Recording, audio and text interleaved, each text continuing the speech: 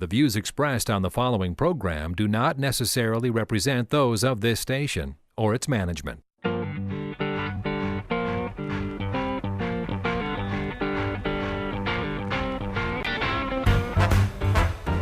It's time for Where You Live with Gene and Tony, the show that's all about owning, buying, selling, renting, and association management. If it involves a home, we'll talk about it. Here's your chance to get your homeowner questions answered. From the Natural Lawn and Landscape Studios, here's Gene and Tony. Needed the shelter of someone's arms, and there you were.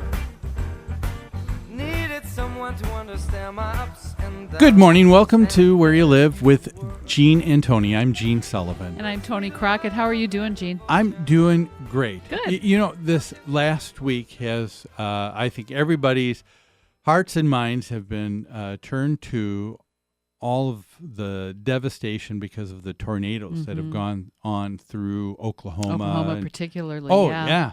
And it's been amazing. We talked about it just a little bit before the show here, but amazing the difference in how things are handled between the good folks in what a lot of folks call flyover country. You know, the middle of the country. The middle of the country. No one the really Midwest. knows where the states are. Yeah. Yes, because the only thing of import is on the east The or west coast. yeah. You know, but what a difference that the people who are handling FEMA are with the disaster. You take a look. FEMA difference even between Oklahoma and where? And East I Coast? was East Coast. Remember with Hurricane Sandy? Yeah. You know that this last fall. Yeah. You know we had that story with the one FEMA office saying On the East Coast? On the East Coast, it was reported in the New York Post. There was a picture of the FEMA head office that said FEMA office closed due to bad weather.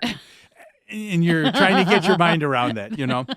That's not the case here. And on the FEMA notice, and it looks like someone just Xeroxed the copy on there, and it said, any questions, just go to our website online. And then this is how they took care of people. And then you juxtapose that with, I heard on the news this morning, the FEMA director in Oklahoma. What a difference. He said, we've got boots on the ground. We've got people who are in these areas trying to talk with people, trying to find them out to try and help them. Big difference. So they're aware that people are not going to be able to contact FEMA. Exactly. They don't have power. They don't have phones. They don't have their computers available. That's really interesting. Yes, and Different so approach. I think it resulted in on the East Coast with the FEMA director out there being fired because of that and because of other things. And then you've got the good folks in great old flyover country. Yeah. You know, people of common sense. Yeah. Yeah. And so I'm glad to be a part of of the middle of the country. We consider ourselves in that club. Yes. That's yes, right. we do. Well, and folks, we're glad to have you with us this weekend with Where You Live. We are brought to you by the Natural Green Lawn and Landscape Studios. We want you to remember that Natural Green is a locally owned and operated lawn and landscape care company.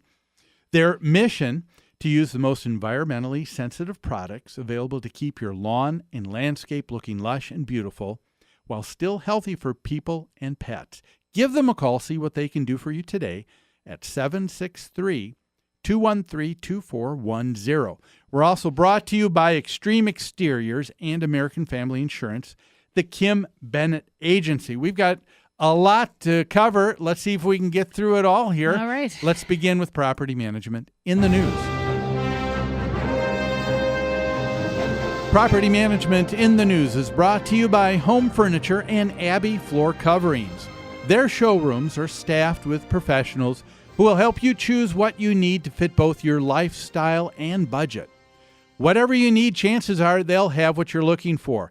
Now, if you wish to avail yourself of special pricing and discounts you're not going to find anywhere else, all Where You Live listeners can call Customer Service Coordinator Lori Matson.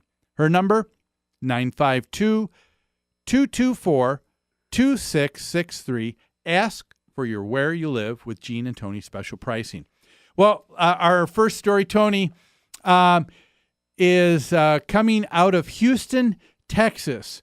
This was reported in the Friendswood Journal.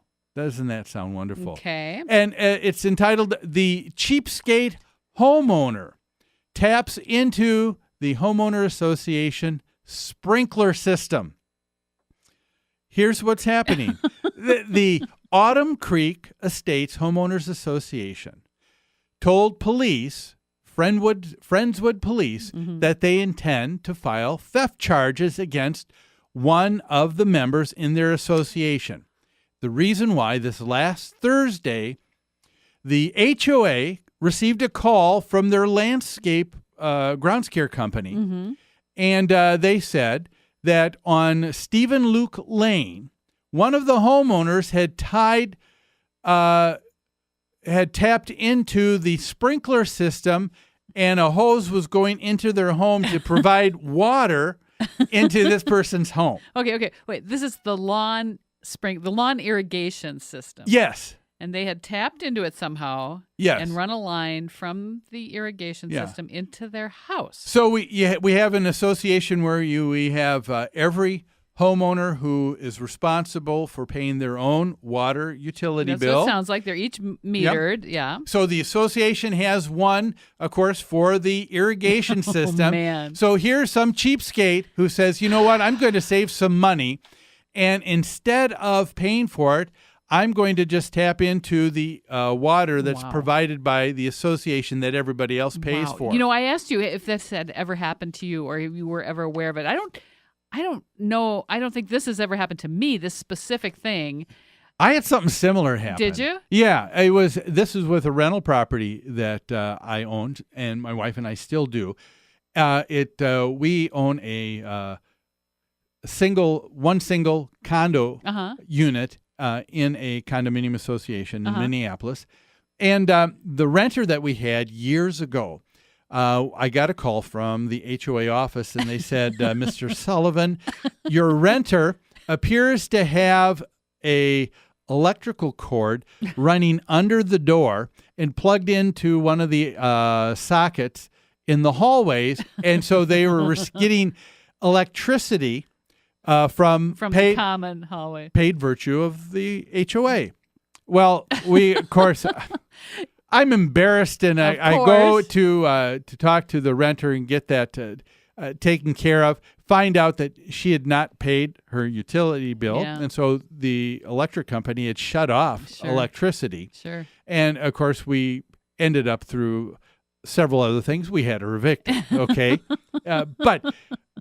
But here is a homeowner. This is in a homeowners doing association. The same thing with I the have water. not heard of this before. Someone stealing utilities in a homeowners association. And I'm just thinking, how dumb. Water, that's not easy. They had to have a little bit of plumbing knowledge, don't you think? Yes. To pull this off? Yes. Yeah, all right. A little bit of knowledge, I guess. But not enough. Not enough. Because you were pointing out to me some of the pitfalls. No, there's of some this things plan. that are really dumb. The dumbest is, you know that there are in a number of communities, I don't think in Minnesota or in Minneapolis, but in Texas where this is, there are a number of municipalities where they have different kinds of water that the city or municipality brings. There's water for consumption.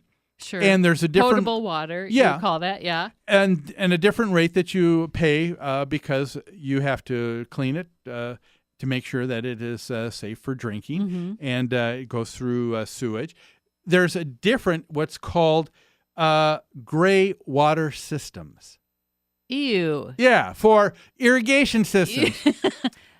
Oh, okay. And I don't know if this cheapskate in Houston, in Friendswood, understood that the water that he is now consuming for he and his family is what is called gray water, which means there are all kinds of contaminants that are probably still in this water. Oh, my gosh. So this water never went through any kind of cleansing or filtering system to be used except through for all human the good consumption. farms, maybe, of Friendswood. Through all the crops. Okay, so there was a drawback to his plan. Oh, yes. And then I was thinking there's, another issue. I mean, there are things called RPZs, right? RPZ valves. Yep, we have to have those tested every year. Yes, and it's a backflow control system that's on irrigation systems, and the reason why is because you have all these herbicides and everything that you're putting down on lawns, and because of the pressure of all of these irrigation systems, you get this in the land. The irrigation system goes on. When it shuts off and then it pulls and starts another zone, you get this back push and pull kind of push and pull of the water pressure, Yeah. and so some of the herbicides leach into the irrigation system.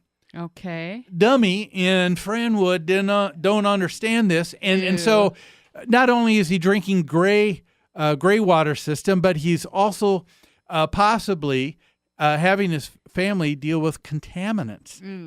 Like the herbicides and fertilizers that his homeowners association is putting down on the lawn. Yeah, and then on top of it, this is, even if all of this wasn't the case, Yeah. you still have the idea that this is theft. Yeah. Because he's It's asking all of stealing. his HOA members to pay for water for him because Dummy can't pay for his own water. It's just plain wrong. Isn't it? Yeah. Well, yeah, let's take a break right now.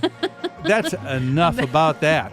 But don't go away. A lot more of Where You Live with Gene and Tony after these messages. What went wrong with our love? A love that was so strong.